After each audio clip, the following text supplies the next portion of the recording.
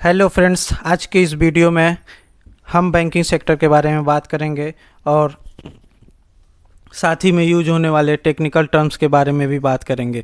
Banking sector हमारे economy का backbone है और ऐसा माना जाता है कि अगर बैंकिंग सेक्टर कोलैब हो जाता है तो हमारा देश का इकोनॉमिक सिस्टम भी कोलैब हो जाएगा। और इसी वजह से निफ्टी में 1/3 वेटेज बैंकिंग को ही दिया गया है। बैंकिंग स्टॉक हर किसी के पोर्टफोलियो में होते हैं, इसलिए यह इम्पॉर्टेंट वीडियो है और इस वीडियो को लास्ट तक देखना न भूलें।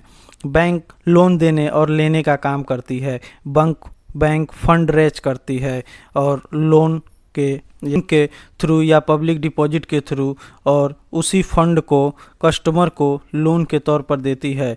इस लोन पर पब्लिक द्वारा इस पर इंटरेस्ट मिलता है और इस तरीके से बैंक का रिवेन्यू जनरेट होता है। साधारण शब्दों में यही सारे बैंकों का बिजनेस मॉडल होता है।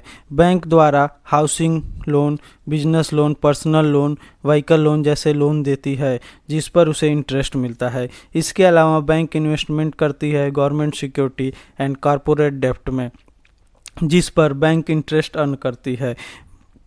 बैंक को लोन देने बैंक का कोर बिजनेस है, लेकिन बैंक गवर्नमेंट सिक्योरिटी और कॉरपोरेट डेब्ट इंस्ट्रूमेंट में इन्वेस्ट क्यों करती है? इसका रीज़न यह है कि बैंक के लिए कंपलसरी होता है कि वह अपने डिपॉजिट का 18% जी-सेक या गवर्नमेंट सिक्योरिटी में रखे। इसे एसएलआर कहा जाता है। एज पर रूल बैंक को एसएलआर अमाउंट कैश, गोल्ड या गवर्नमेंट सिक्योरिटी के रूप में रखना होता है।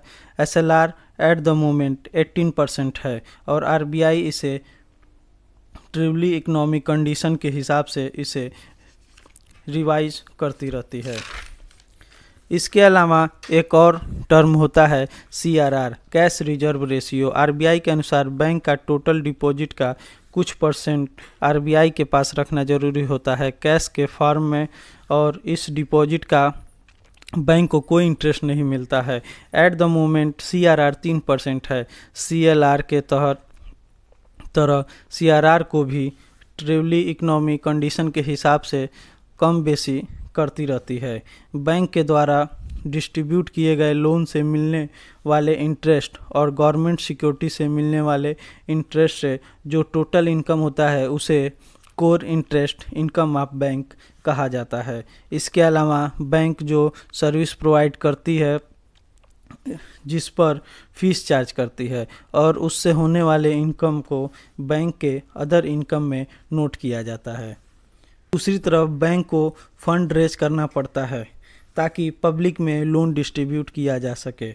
बैंक को फंड मिलते हैं करंट अकाउंट से, saving account, fixed deposit and recurring account के थ्रू, जिस पर बैंक को डिफरेंट रेट ऑफ इंटरेस्ट चुकाना पड़ता है जिसे कॉस्ट ऑफ डिपॉजिट कहा जाता है।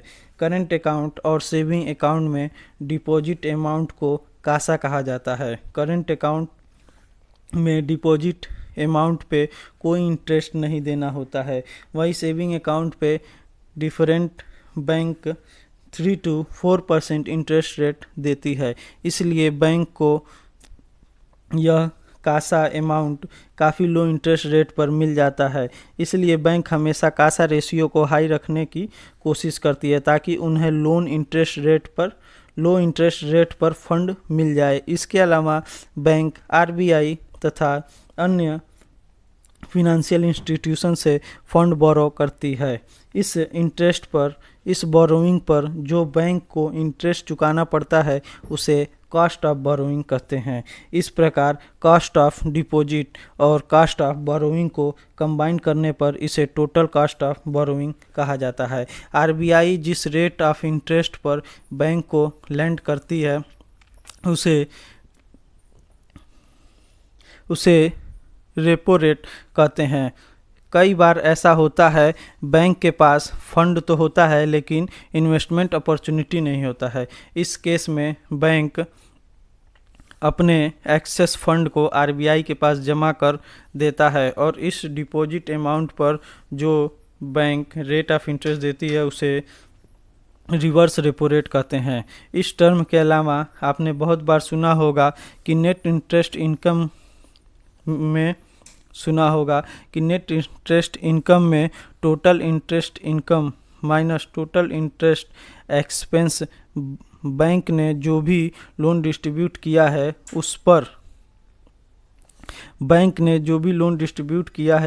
उस पर बैंक को इंटरेस्ट मिलता है। इसके अलावा बैंक के पास जितना भी फंड होता है वो पब्लिक के द्वारा रेज किया होता है या फिर किसी द्वारा बोरो किया हुआ होता है। बैंक का इस सारे फंड रेज के लिए उस पर इंटरेस्ट पे करना होता है। बैंक ने जो टोटल इंटरेस्ट, समझने से पहले हमें एनपीए नॉन परफॉर्मिंग एसेट्स को समझना होगा। यदि किसी लोन का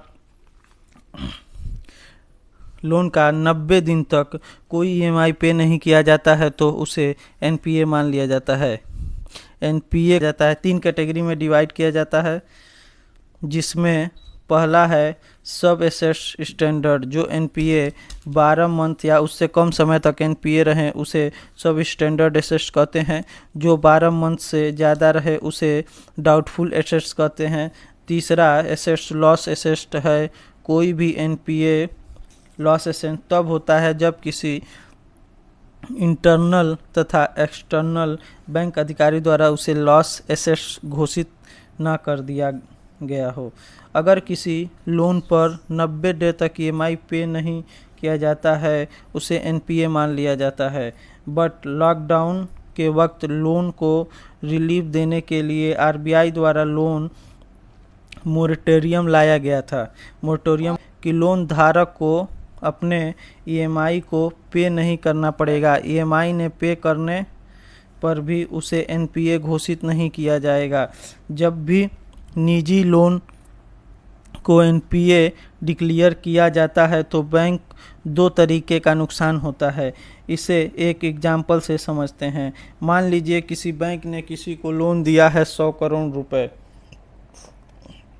और उसका आउटस्टैंडिंग बैलेंस है 60 करोड़ रुपए और यह 10 मंथ से एनपीए में चला गया है, तो बैंक को इस केस में 60 करोड़ रुपए का प्रिंसिपल अमाउंट का लॉस होता है और साथ में इस प्रिंसिपल अमाउंट द्वारा फ्यूचर में मिलने वाले इंटरेस्ट का भी लॉस होता है।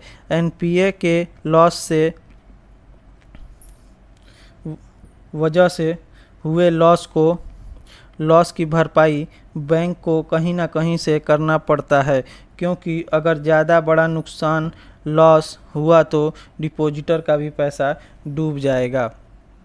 इस रिस्क को कम करने के लिए आरबीआई ने एक प्रोविजनिंग का रूल लाया। इसके अनुसार बैंक को अपने लोन का हमेशा एग्जामिन करते रहना होगा और एनपीए